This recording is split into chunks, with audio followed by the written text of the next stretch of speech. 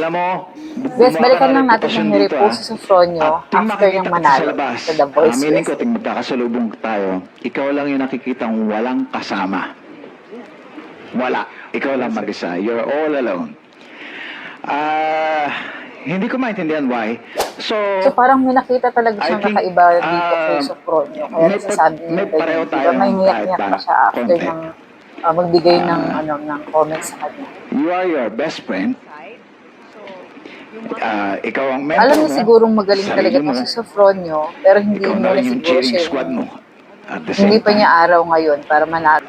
At kung hindi ka manitiyan ng Lady Luck ngayon, I'm sure, dahil yon sa alam niya na ikaw ang gagawa ng sarili mong swerte. At nirepost nga niya hindi to, mo siya ibig sabihin kailangan. Because yung ganyang talagang klaseng tao, isinapuso niya yung you sinabi will ni always find Ray your Valera way. sa kanya.